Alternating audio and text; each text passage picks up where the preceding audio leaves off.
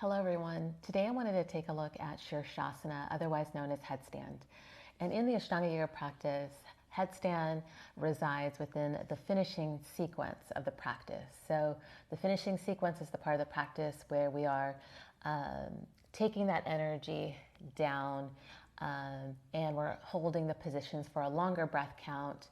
And really it's the restorative part of the practice. So headstand is also known as the king of asanas. So it's a very important pose. It's one of these positions that we can continue to do for many, many, many years, even into old age. We spend most of our time either upright or lying down. And so learning how to hold headstand for a prolonged period, being in that inverted state is really, really good for us, good for circulation, getting the blood flow going in a different way. We're also like bathing our thyroid and everything with blood and it's just such a great position. I find it personally to be very, very meditative, very calming. And so it's a mainstay in the practice. It's something that we always do when we are cooling down in our Ashtanga Yoga practice. So headstand can sometimes be a bit scary for those of you that are very new to attempting this pose, but it doesn't have to be if we have a good step-by-step approach. So I just kind of want to go through the step-by-step approach to help some of you that are very new to the position, and also possibly those of you that are just wanting to take things to the next step or to evolve into other areas of challenge when it comes to Shirshasana. If I just share a personal story, when I first started the practice, I used to fall incessantly in headstand. For some reason, I just didn't have that spatial awareness at first. And when I think about it, it just makes me laugh because sometimes I didn't even know I was falling, and then the next thing I was just on the floor to my surprise. So the good thing is through that discovery, I wasn't scared of falling, so I would just go for it.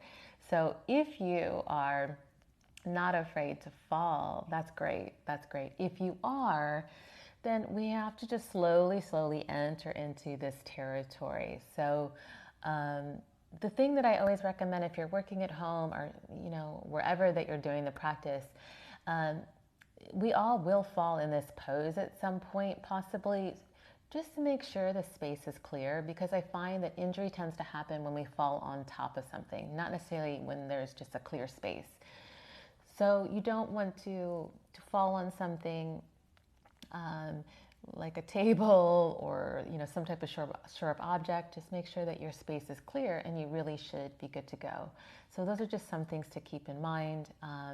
And so let's just go ahead and take a look at the setup with headstand and just some of the steps that we can take. So when preparing, of course, the first stage is going to just find your base. And that's always where I like to start, is we have to cultivate the roots of whatever position we're beginning with, or else, nothing else will work from there. So this is very common instruction for headstand, to measure the arms here. So I just clasp my arms like this so I could have the distance between both elbows proper, and then I'm going to release my hands, keeping the elbows where they are, and then interlacing the fingers like so. So essentially I'm making a tripod position. The head will go here, I have two elbows here, and ideally we want most of the weight to be in the arms when we do this.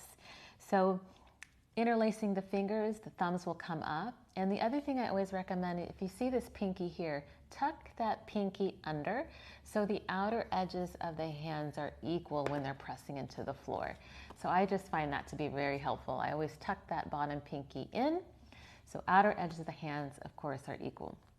Now, I'm just sharing what's promoted in the Ashtanga practice. I know that some teachers may practice this kind of closed hand position for headstand, but in this method, we tend to focus more on a more open hand position, thumbs up, and more cradling the head, which is very good for holding the position Shirshasana for a prolonged period. In the finishing sequence, we're holding upright for 15 breaths. We come down to 90-degree position for 10 breaths, and then we come back up. For those that are ready, you can actually lift the head off the floor for another 10 breaths and then coming down. So the breaths are also elongated. We're really lengthening and deepening the breath too when we're doing the finishing sequence. So it is going to be a longer breath count, and we're challenging ourselves to hold for a longer period. So this cradled hand position, I feel, tends to just really support holding a headstand for a long period of time. And so when we bring the head down, this is where also finding your sweet spot is important. I don't even think about it anymore because I've done headstands so many times. I just bring the head down. I just really know where to place the head. So sometimes, and I have this big bun here, so wherever the crown of your head is, it's almost like a bit forward, 3 to 4 fingers forward from the crown of the head. That might be a good place to start if you're very new to attempting headstand. However, this might not be a rule that will fit everyone. That's why I mean it's going to sometimes take a bit of trial and error to really find your sweet spot in headstand. Because sometimes it just depends on things that are going on with our neck. It depends on like how much elongation we have through the shoulders, or if we have rounding in the upper back. All of that stuff might depend on where we place our head on the floor. So it's going to take a bit of trial and error. So I'm going to interlace the fingers, tuck that pinky under. I'm going to bring my head down. And usually how I start this off for very new practitioners attempting headstand is just to kind of come into a downward facing position, just getting used to being upside down and having the head down. So I'm going to bring the head down, and then I'm going to curl my toes under and just lift the hips. And when I do this, what's really important is that I move the shoulders away from the floor. So we don't want the shoulders to sink down toward the floor. So shoulders moving away from the floor actively. And then from here, either just staying in this position or walking in the feet toward the head, getting the hips to ride beyond the shoulders. And then again, grounding the forearms down, shoulders lifting up, and breathing here. So this is a great place to start. I can breathe here for 5 to 10 breaths, and then I can just take it back and come back down like so. So this is a good way just to start the path to being inverted in the headstand. So we might not be ready to just go into full balance, but just to understand how to create that base. So as I walk the feet in, I want to actively ground the forearms down into the floor, lift the shoulders away from the floor at the same time. The grounding is really, really important there. So when we start to go up into balancing, I usually actually recommend starting from a bent leg position and just keeping the knees tucked or the legs tucked, and just finding your balance point there, and to really work slowly, because sometimes if we jolt ourselves into the pose, we won't feel that we can calibrate properly and to hold and keep balance, because sometimes I find little micro movements and working slowly helps us to calibrate and to ground those forearms down and to be able to handle shifts of weight when we do the position. So just something to think about. So walking in, this next stage will be walking in until we can't walk in anymore. And then I'll recommend like lifting one foot up and then taking that down, and then lifting the other foot up and then taking that down, maybe resting here. And then the next phase would be to then try to bend and go into a tucked position, just holding there. If we're in a tucked position and we overshoot and fall, like we're just going to kind of go into a roll, and it's going to be a really secure position even if we do fall over. Keep in mind your head is down on the floor, so you should be okay, granted that the space is very clear. So let me just kind of come here so we can kind of see what's happening. So interlacing the fingers, I'm going to bring the head down lift my hips. I'm going to walk in, grounding the forearms, lifting the shoulders. I can walking in until I can't walk in anymore. I'm going to lift one foot up. And you'll notice that once those hips really ride around the shoulders, the legs feel pretty darn light. I'm grounding the forearms down, lifting the other foot up. Just getting used to holding a bit more weight. Okay, now this time I'm going to lift both up. I'm going to work slow. So if there's any shifts of weight, I can handle it more easily. Again, shoulders moving away from the floor, grounding the forearms down and holding here. Just drawing my legs toward the center line of the body. Coming down, I'm just going to slowly drop the feet and then drop the knees, coming down. Okay, so that's one way to just work with little bites with headstand, because sometimes it can just seem and feel like an overwhelming pose. So if we take little bites, it can just be more approachable. Again, like I said before, a step-by-step approach. Next, after this, once we get secure with just even being in a tucked leg position, we can from there go into a straight leg position. And just like I recommended before, go slow. As you're straightening the legs, slowly work into that upward into a straight leg position so you can handle the shift of weight that will happen. If you go too quick and you just fly the legs up, you might not be able to control that shift of weight. You might not be able to calibrate properly.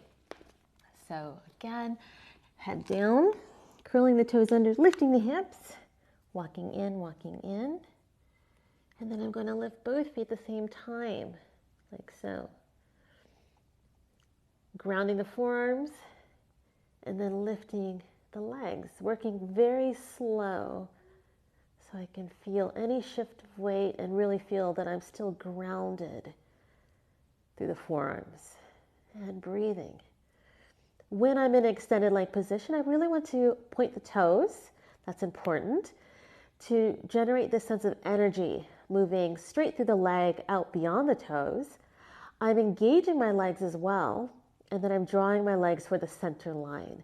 And when we engage the legs, we can actually feel where our body is in space, even though we don't see where our body is. And this is part of that spatial awareness that we start to cultivate over time working in inversions. When lowering down, I really recommend the same. Work slowly. Shoulders moving away from the floor, coming in that tucked position. And then from here, you can just drop the feet. Okay. So with headstand, with Shirshasana, working slowly, working steadily is really important.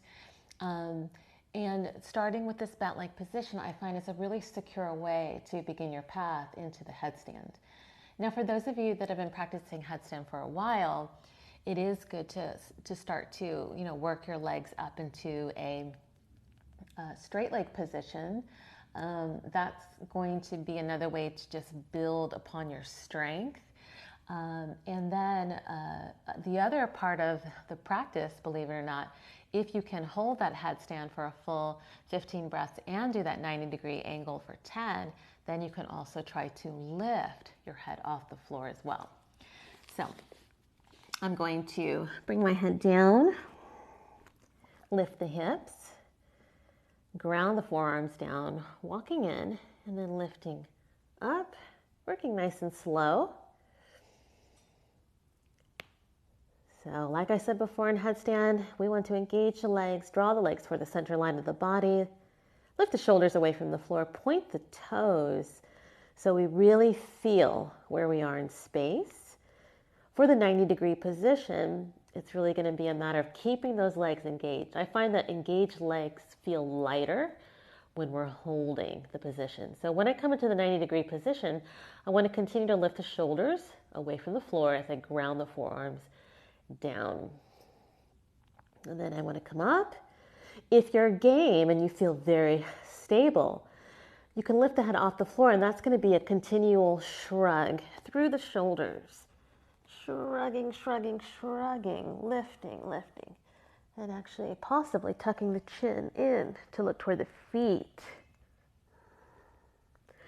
Now this is why a very engaged body line is so important, because you can control shifts of weight more easily if the legs are engaged.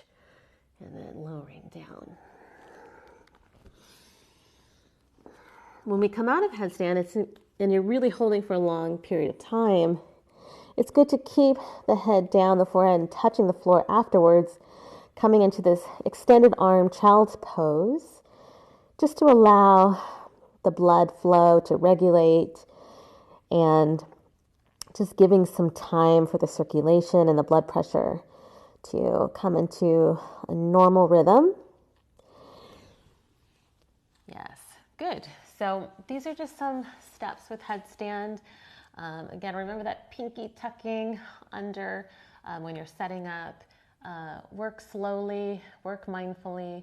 The engagement of the legs is really important as well. If there's any questions, let me know in the comments below, and we'll see you in the next tutorial.